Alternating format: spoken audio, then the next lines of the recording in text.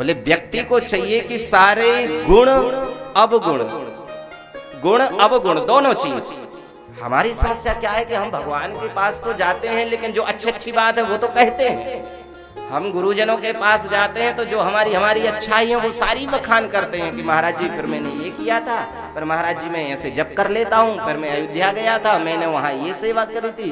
लेकिन उनके सामने अपने कभी अवगुणों का बखान नहीं करते कि हमसे ये अपराध भी हुआ था, हमने इतना 2 नंबर का माल भी खींचा है, हमने ऐसे कमाई भी की है, हमने दूसरे का धन भी खाया है। तो भगवान कहते हैं ये नहीं, गुण अवगुण जो भी हो तुम्हारे पास सब मेरे पास समर्पित कर दो। बोले क्या करेंगे हम? बोले अभयम सर्वभूतेभ्यो, मैं सारे अभय तुझे वरदान में दे दूंगा। अभय अर्थात सबसे बड़ा भय किसका होता है? मौत का। और मौत को ही पार कर जाना इस संसार की सबसे बड़ी विडंबना। व्यक्ति सब चीज को जीत सकता है, पर क्या कभी अपनी मौत को जीत सकता है? कभी वो ये काम कर सकता है कि अपनी मौत को खरीद ले?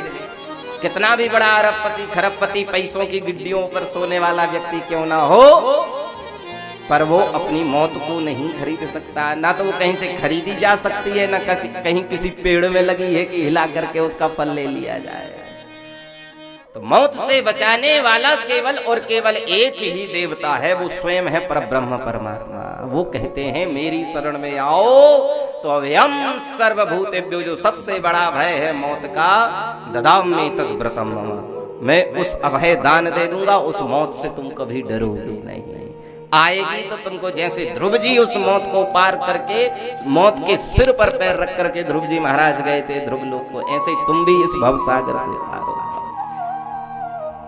कितना भी कोई कितना बड़ा पापी हो, कितना दुराचारी हो, कितनी बार गलतियां कर चुका हो, पर भगवान इतने दयालु हैं, इतने सुकोमल हैं, इतने करुणा सिंधु दया सिंधु हैं कि परमात्मा कहते हैं, मानस जी में गोस्वामी जी वर्णन करते हैं कि जन अवगुण हरि मान न काऊ, दीन बंधु अति मृदुल स्वभाव, कोटि विप्र बदलागे जाए। एक नहीं करोड़ों करोड़ों हत्याएं भी लग गई हों उसको, कोटि विप्र बदलागे जाओ, पर आए शरण तजे नहीं ताऊ। कोई भी शरण में एक बार आ जाए, कितना भी पापी हो, दुराचारी हो, हे नाथ मैं आपका हूँ प्रभु, जो भी अपराध हो गए सबको क्षमा कर दिए। यदि क्षमा नहीं करते होते भगवान तो 84 लाख योनियों के बाद में फिर कहीं जाकर के ये मनुष्य योनि मिली।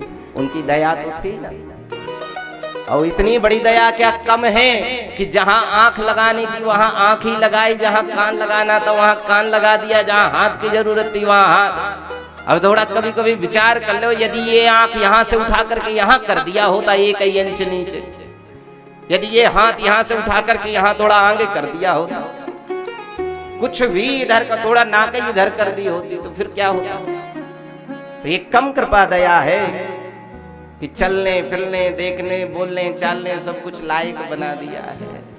यदि लायकी भगवान ने दी है तो जो उनकी आशाएं हैं, जो अपेक्षाएं हैं, देने वाले की क्या आशा होती है? देने वाले की यही आशा होती है ना कि समय पे हमारा वापस कर दे, यही आशा होती है। कोई भी व्यक्ति को कुछ भी दो अपनी वस्तु तो लगता है कि भाई समय रहते ये हमारी वस्तु हमको वापस कर दे।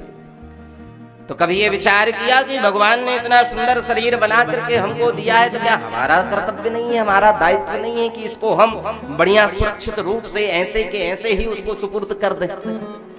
या किसी की वस्तु लेकर के उसको तोड़ ताड़ करके उसको डैमेज करके और फिर हम उसको देने जाए कि लो भैया तुमने ये दिया था अब तुम्हारा ये चीज वापस दो। ऐसे कैसे चल जाएगा? दुख नहीं होगा हमको कोई हमारी वस्तु तोड़ ताड़ के देगा? अब भगवान ने जब भेजा था तो कितने सुंदर थे, 2 हाथ 2 पैर, आंख से देख पा रहे थे, कान से सुन पा रहे थे, मुंह से बोल पा रहे थे, सारे दांत थे, चल पा रहे थे, दौड़ पा रहे थे। और जब किसी काम के नहीं बचे तो कहे अब हम बुढ़ापे में भजन करेंगे। भजन का काम तो महाराज जी बुढ़ापे का है गुरु जी, अभी तो बच्चे पालना है, अभी तो पूरे संसार की कमाई धमाई में हमारा दिमाग है। भजन की कोई सीमा नहीं होती, भजन की कोई आयु नहीं होती। बोले जग जागो जब जागो तभी सवेरा। आंख जिस समय खुल जाए, जिस समय समझ आ जाए कि अब हमारे समय अनुकूल हो गया है, ठीक है, बच्चे अपनी कमाई करेंगे, खाएंगे पिएंगे, क्या दिमाग में टेंशन पालना। जब आंख से दिखाई नहीं देगा, जब कान से सुनाई देगा, चलने लायक बचोगे नहीं, तीर्थ यात्रा करने लायक ना, कभी भगवान की सेवा कर पाओगे, फिर कहोगे प्रभु अब हम आपके भक्त हैं। तो ऐसे भक्त को फिर भी वो बड़े दयालु हैं, सोचते हैं चलो फिर ऐसे, लेकिन बुढ़ापे में भजन नहीं होता। अभ्यास अभ्यास का विषय है। यदि बचपन में अभ्यास किया तो ही वो स्थिति बन सकती है कि आने वाले समय बुढ़ापे में भजन कर पाओगे। और यदि बचपन का अभ्यास नहीं है तो फिर बुढ़ापे में भजन नहीं होता। फिर भजन तो होता है, पर कौन सा भजन? अपने नाती पंथी को लेके उसके कान में हूँ आहा लाला ये है वो है ऐसा वैसा, तो फिर शास्त्र उसको चोट भी पहुंचा रहे हैं। कह रहे हैं अंतमति सा गति, जैसी तुम्हारी अंत समय मति रहेगी, आने वाले समय में दोबारा वैसे ही गति मिलेगी। ज्यादा बच्चों से स्नेह करोगे, उनके कान में गुनगुनाओगे, भगवान कहेंगे बच्चों से बड़ा प्रेम है, चलो ले अब की बार तुम्हें बना करके भेजता हूँ कुत्ता की स्वामिनी जू, हर 6 महीने में 12 ले करो बच्चों से स्नेह। ज्यादा महल में कोठी में आसक्त रहोगे, ये इटालियन टाइल्स लगेगा, ये जापानी, ये इधर का, ये उधर का, विदेश का अमेरिकन टाइल्स है, हमने वहां इटली से बुलवाया है, वहां से भगवान कहेंगे बहुत आसक्ति है इस कंकड़ पत्थर में तुम्हारी, चलो चिंता मत करो, मरने के बाद अब की बार तुमको छिपकली बना करके भेजेंगे, चिपके रहना दीवार से अपने मकान की। इसलिए ये जीवन ऐसे सार्थक नहीं है। शुक्र है आज भी कोई खा ठोकर संभल जाए, लगे जो नाम पे उसके सफल उसकी कमाई है, लगे जो नाम पे उसके सफल उसकी कमाई।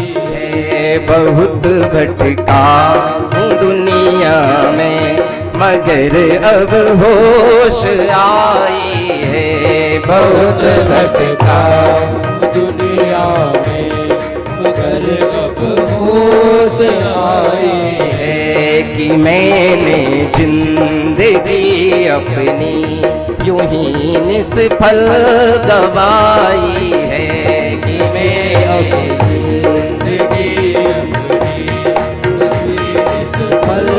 गवाई है, बहुत भटका हूँ दुनिया में मगर अब होश आई है, बहुत भटका हूँ दुनिया में मगर अब होश आई है।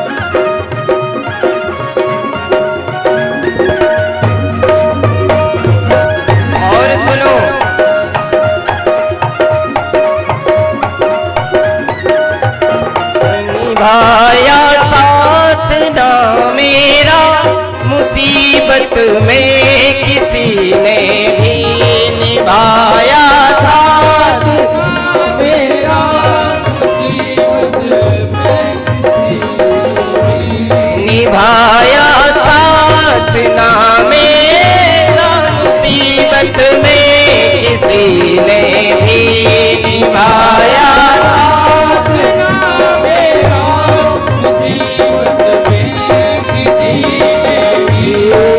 वक्त आने पे अपनों ने, वक्त आने पे अपनों ने दिखाई बेवफाई है।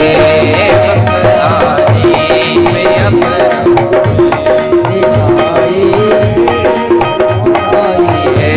बहुत भटका हूँ दुनिया में मगर अब होश आई है। बहुत भटका है दुनिया में मगर अब होश आई है।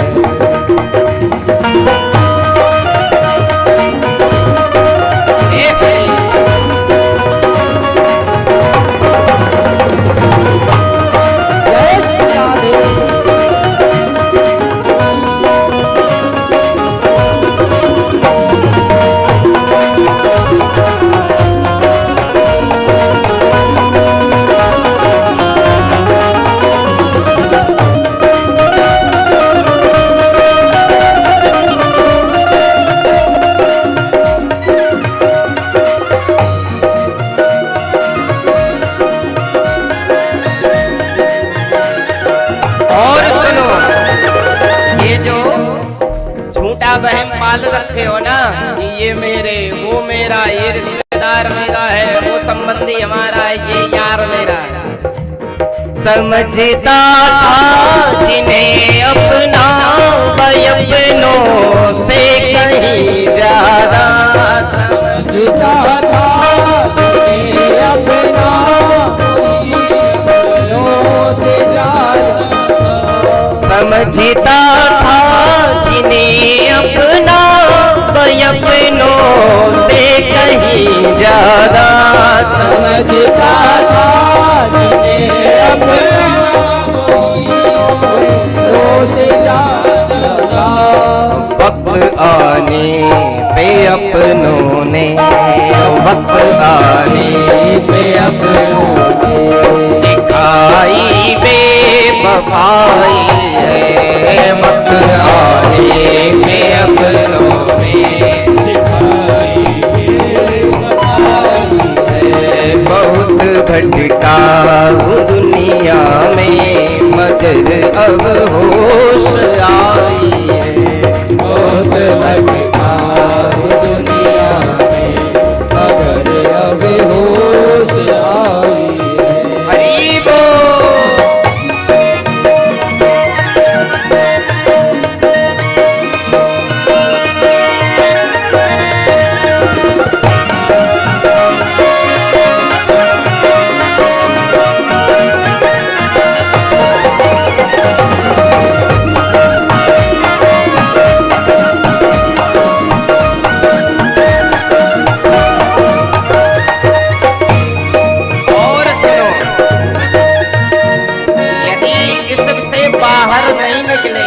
संसार के चक्कर से तो कभी कहता है, बुना था जाल जो मैंने गया बस खुद ही मैं उसमें बुना था जाल।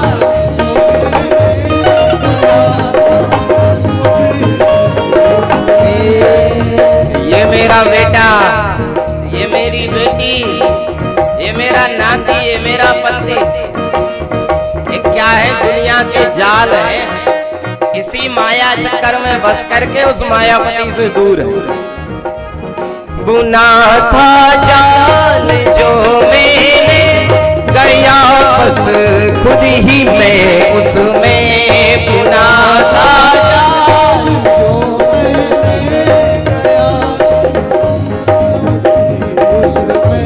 कुल्हाड़ी अपने पैरों पर, कुल्हाड़ी अपने पैरों पर ही खुद मैंने चलाई है।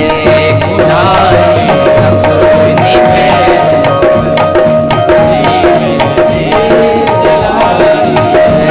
बहुत भटका हूँ दुनिया में मगर अब होश आई है। बहुत भटका दुनिया में मगर अब होश आई है, मगर अब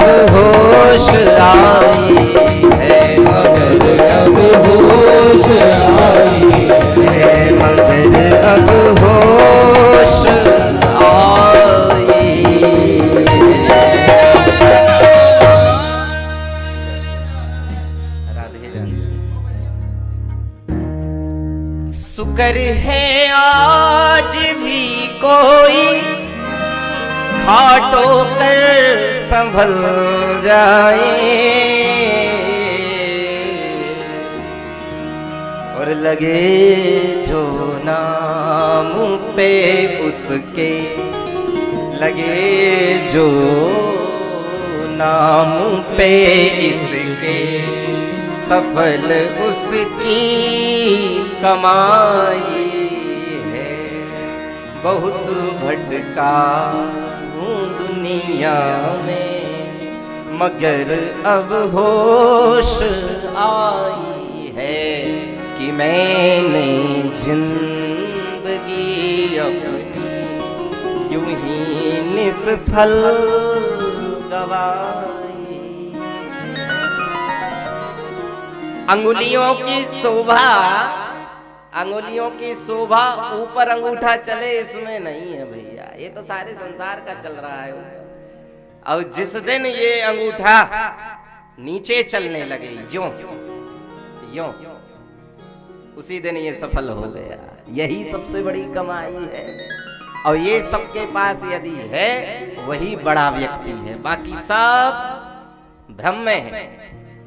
ये बताओ, शुरुआत से प्रथम कक्षा से पढ़ाई करी डिग्री तक की, और लास्ट में जब नौकरी मिलना था वो वाला वो पेपर चल रहा था, एग्जाम चल रहा था वही वाला जिससे नौकरी मिलनी है, फाइनल एग्जाम। अब वो बना नहीं, फेल हो गए उसमें, कुछ नहीं लिख पाए, कुछ बता ही नहीं पाए। तो क्या ये पहली से लेकर के प्रथम कक्षा से लेकर के उस उतने दिन तक की पढ़ाई करना सब व्यर्थ चला गया, कोई मतलब नहीं। ऐसे ही जन्म मिला, बड़े हुए माता पिता को जवाब दिया, ब्याह हुआ पत्नी को जवाब दिया, और बड़े हुए बच्चों को जवाब दिया, नाते रिश्तेदारे सबको जवाब दिया।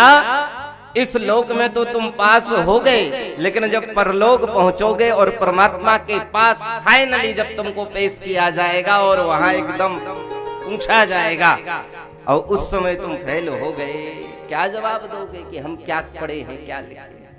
कहीं ऐसा ना हो कि परमात्मा पूछे कि कितना भजन किया तुमने, कितनी सेवा की, कितनी कथाएं सुनी, कितना दान पुण्य किया, तो फिर क्या वहां ऐसे नीचे सिर करके रहोगे? कम से कम वहां जाकर के ऐसे सीना तान के बोल सको कि प्रभु ज्यादा तो कुछ नहीं किया था, बस रीवा में कथा हो रही थी तो बैठ करके हमने कथा सुनी थी, ये कार्य है। उस समय नजरें नहीं झुकना चाहिए परमात्मा के आगे, उस समय एकदम सीना तान के बोल सको। सबको जवाब दे रहे हो, ये जवाब की प्रक्रिया यहीं तक सीमित नहीं रहेगी कि केवल संसार के लोग ही आपसे प्रश्न पूछेंगे। उधर जाओगे तो उधर भी यही प्रश्न पूछा जाएगा, और यदि वहां की क्लास में तुम पास हो गए तो फिर परमात्मा बहुत दयालु है। भगवान कहते हैं जो मेरे नाम को, जो मेरे रूप को, जो मेरी लीलाओं का चिंतन करता है, एक बार प्यार से मेरे चरित्र को गाता है, तो मैं तो फिर अपना तो ठीक, मैं सब कुछ देने के लिए तैयार हूं, यहां तक कि उसको वैकुंठ का पद तक देने के लिए तैयार है। यह चरित जगा वही हरि पद पावही, तेना पर ये भगवान की वाणी है। गोस्वामी जी वर्णन करते हैं, राम जी कहते हैं कि एक बार जो प्रेम से मेरे चरित्र को गा लेता है तो यह चरित्र जगा वही और हरि पद पावही, तेना पर भवभूपा। राम जी कहते हैं मेरा प्रेम से भजन करने वाले को तो मैं अपनी वैकुंठ की गद्दी तक देने को तैयार। और इसका प्रमाण कथा सुनेंगे साथ में देवस सुदामा की। जब सुदामा द्वारकापुरी गए तो भगवान द्वारकाधीश अपने सिंहासन को छोड़ करके नीचे थे और गद्दी पर द्वारकाधीश की बैठे थे श्री सुदामा जी महाराज। ये किस चीज का प्रभाव था? ये था भजन। भज सेवायाम धातु से भजन शब्द बना है, सेवा ही भजन है। सेवा का प्रकल्प नहीं है यदि जीवन में, तो फिर भजन कुछ नहीं, कोई मतलब नहीं है फिर भजन का। हम भजन जिस चीज को समझ रहे हैं ना, बस समझने का फर्क। हम सोचते हैं कि आ गए, हमने अगरबत्ती जला करके भगवान को अगरबत्ती दिखा लिया, प्रणाम कर लिया, एक लोटा जल शिव जी को चढ़ा दिया, तो ये भजन हो गया। भजन ये नहीं होता है। भजन का अर्थात है सेवा शब्द से ही भजन प्रकट हुआ। भजन की जो वास्तविक परिभाषा है वो है सेवा। आपका भजन देवियों तब माना जाएगा जब आपकी रसोई से प्रथम रोटी परमात्मा को जाएगी, जब आपके हृदय में ये भाव रहेगा कि ये अन्न है, जो ये भोजन हमारे बच्चे को नहीं टिफिन के लिए बन रहा है, हमारी पतिदेव के लिए, ऑफिस के लिए नहीं बन रहा है, ये टिफिन तो हमारे बाल गोपाल के भोग के लिए बन रहा है। वो जो सेवा होगी, वो जो भाव होगा, वो भजन की श्रेणी में जाएगा। बाजार गए, 20 रुपए 50 रुपए की माला खरीद लाए और बस ला करके भागवत जी को चढ़ा दिया, व्यास जी को चढ़ा दिया, भगवान जी को चढ़ा दिया, तो ये तो तुमने व्यापार कर लिया। ये भजन की श्रेणी का विषय नहीं है। क्यों? भजन की श्रेणी में वो विषय जाता कि तुम अपने घर में आंगन में गमला लगाते, पेड़ पौधा लगाते, उसका सिंचन करते, उसमें फूल आता, अपने हाथ से चुनते और फिर हाथ से माला बना करके भगवान को अर्पण करते, तब वो तुम्हारी सेवा युक्त भजन रूपी माला मानी जाती। फल क्यों नहीं मिल रहा है? लाख लाख पत्ते बिलपत्र के चढ़ा देते हैं शंकर जी को श्रावण के महीने में, फिर भी कृपा नहीं हो रही। क्यों नहीं हो रही? क्योंकि तुमने केवल मौलिक समझ लिया है, भगवान को बनिया समझ लिया है कि इतना लो इनसे और इतना दे। भगवान कोई व्यापारी थोड़ी, भगवान तो भक्त के भाव के बस में है भगवान। यदि आप प्रेम है, सेवा है, तो भगवान कहते हैं कि पत्रम पुष्पम फलम तोयम यो में भक्त्या प्रयच्छति। कोई प्रेम से एक पत्ता तुलसी दल भी चढ़ा दे तो मैं प्रसन्न हो जाऊंगा। कोई प्रसन्न से जल भी चढ़ा दे, यदि प्रेम भाव से मेहनत का है तो मैं प्रसन्न हो जाऊंगा। यो मैं भक्त्या प्रयच्छति। किसी भी प्रकार से कोई भक्त हो, मैं तो कोई ज्यादा नहीं चाहिए। रुक्मणी सत्यभामा जी ने जब अपने पति देव को दांव पे लगा दिया नारद जी के लिए कि दासत्व से मुक्त करने का विषय क्या है मेरे पति देव का, मैं देख नहीं पा रही हूँ नारद जी, आप मेरे पतिदेव से चरण धुला रहे हो, वस्त्र धुला रहे हो, साथ में डंडा लेके, बीड़ा लेके, कमंडल लेके पीछे चल रहे हैं, अखिल कोटि ब्रह्मांड नायक। बड़ा उनको लगा सत्यभामा जी को, तो ये तो हमसे गलती हो गई, भगवान को बेच दिया हमने नारद जी का चेला बना करके। कहे दासत्व से मुक्त करिए हमारे कृष्ण को। तो नारद जी ने कहा तो फिर ऐसा है, यदि कोई व्यक्ति अपने दासत्व से मुक्त होना चाहता है तो नियम ये है कि वो अपना तुला दान कर दे उपहारों से। कहा ये हम कर देंगे। तो एक पलड़े पर भगवान को बिठाला, एक पलड़े पर अब सोना चांदी हीरा पन्ना जवाहरात सब कुछ चढ़ गया।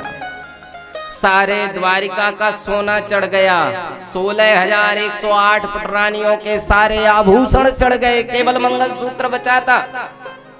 रुक्मणी ने कहा देखो सत्यभामा सब कुछ चढ़ा सकते हैं, लेकिन अब देखो ये मंगलसूत्र तो ये पतिदेव की निशानी है, ये तो चढ़ाया नहीं जा सकता, अब क्या कर।